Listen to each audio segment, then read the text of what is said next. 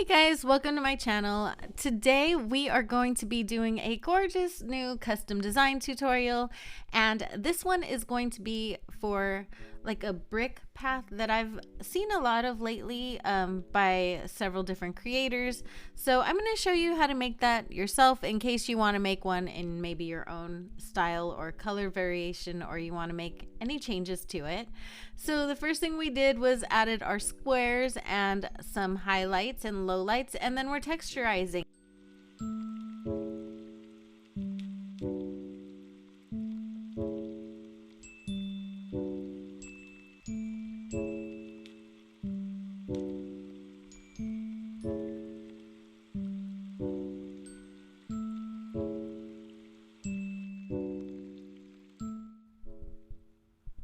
So for some variation, you can use the second brightest highlight. I'll put the color palette in the description, but you can take that second brightest highlight color and make some like texturizing marks and make where like the concrete wouldn't be like as even, and it'll look a little bit more raised in some areas. You can do a couple of different pieces and highlight a different spot in each one, and it would look really, really nice. So that way it doesn't look all the same when it's lined up next to each other.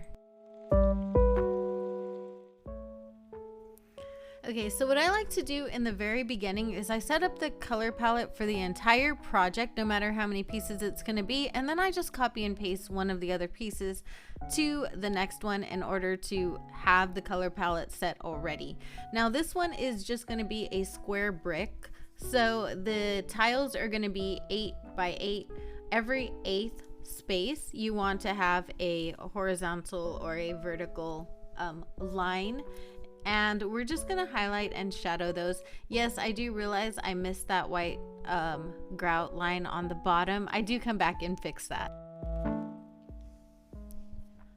All we're doing right now is adding highlight and shadow to the individual squares and texturizing in order to make it look just a little bit more realistic or more visually interesting. You don't want any of your colors to look flat. The best way to do this is to take one color, a hue down, in like a vividness down, and one vividness up, and to just texturize that in, like put dots in there, so then it looks like little texture and variation without adding like dark spots or like anything super crazy. It just adds a little bit of visual interest without it turning into an entirely different project. So for these borders, I'm tying in the colors of the other concrete slab that's going to go around the edges, because I wanted to bring these pieces together and make them a more cohesive unit. And in order to do that, the best way to do it is to tie in the same colors that from the other piece, which is why it's very important when you make projects like this to have a unified color palette throughout the entire project, so that way you don't get stuck in a situation where you might want to tie them together, but you used all of your color pieces and you can't bring in any of the colors from any of the other pieces. Like, you only get 15 slots, but the smartest way to work with this is to actually keep it the same palette throughout your entire project. I cannot stress that enough. So around the edges, what I like to do is I do the straight edges, but then I copy and paste the straight pieces to the sides in order to create the corners, because then one side's already done for me. I don't have to really do anything. So what I'm doing is I'm starting with one of the darker kind of colors, and then I'm tying in the main color from the concrete on the outsides, and then I'm pulling in some darker colors to show a shadow, like it's going down, to add like a little bit of a step, almost like a lip, before it goes into the like little sidewalk variation.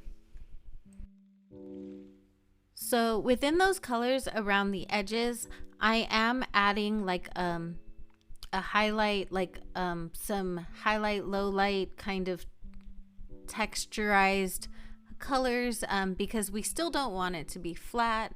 We don't want anything to ever be flat, so we're adding pockets of shadows and pockets of little highlights and pockets of texture. We want some interest in our picture. I can't stress that enough. This is still a picture, even if it's just the ground, even if it's just a square of a floor that you're gonna run over. It's still a picture. So you have to make sure that you're paying attention to your canvas, you're paying attention to your little picture up top, the little square, the viewer, and make sure that you're seeing like the picture that you want to see on the ground and not necessarily what's on the pixel art, because that's gonna not be a really accurate depiction of what you're gonna get from this. Everyone will have their own easy way to do these things, but on these diagonal pieces, I found the easiest way to do it is to take the corner pieces, the edge pieces, and then to delete diagonally across with the clear pixel, and then just copy those colors that I used in the rows and connect them diagonally from one side to the other. That way I make sure I'm using the exact same space, then they'll fit and they'll be nice and cohesive and they'll fit in with the other pieces when you're trying to connect them all on the floor. You just texturize diagonally. It's all pretty much the same as the straight edges, except that it's going in a diagonal. These are really popular right now, and I can see why. They do create a lot of visual interest, having your roads go diagonally instead of straight across, because it gives you a different perspective and a different view. It's really nice to look at, and I enjoy these pieces.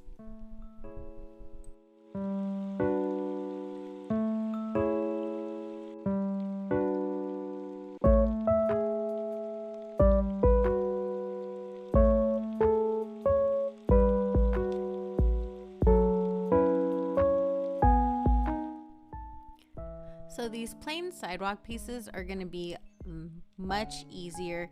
You can take all of the variations that you made in sidewalk pieces and you can use them as your four corners, and then delete diagonally across the same way you did with the other pieces, except that you don't really have to make a border. You just have to make either a highlight or a shadow on one side, pretty much depending on what side the piece is.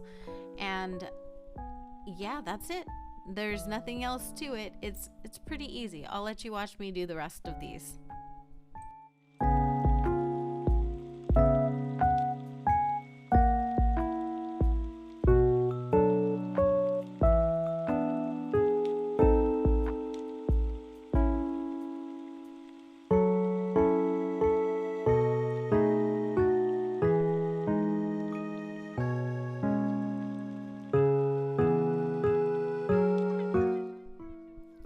So this is going to be the hardest piece in the entire build, and what it is the combination sidewalk diagonal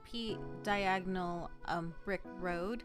And this is what you're going to want to use when you're making those really beautiful streets that go in a diagonal, and you need the sidewalk to come off the edge and you need them to go together. So all you have to do is copy and paste the brick diagonal piece that was alone and add the sidewalk, like just recreate the part of the sidewalk that's missing, or that would be in that top corner or bottom corner, side corner, whatever.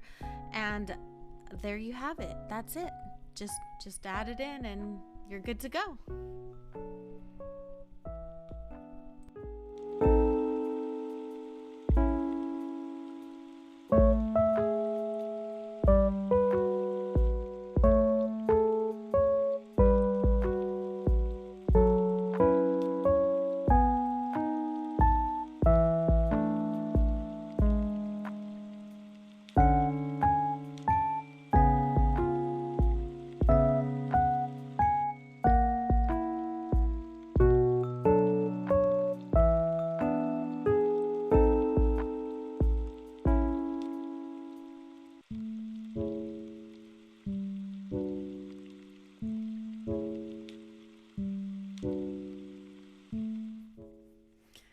Okay, the last part of this is really easy. All we're doing is adding those inner corners. They just connect the piece. It's really simple. You just take that outer edge and you put it on an inner corner. It doesn't take up very much space. It's just that if you don't make it, for some reason, your whole build will look like something is missing. It'll just look like it's not quite fitting right. And that's it. Hopefully you guys like this. I really enjoy making these. If there is anything else that you'd want to know, please let me know. I will throw in some pictures of it with snow on it. You can add snow accents, just dot in some white and different variations of the white. That is it. So I hope you guys enjoy. Be sure to like and subscribe, and I know you can be doing absolutely anything, and you chose to spend a few minutes of your time here with me. I appreciate you so much for that. Shout out to my channel members. You guys are amazing. I love you guys, and I hope everybody had a very happy holiday, and I wish you all of the best for the new year, and I will see you on the next one. Bye.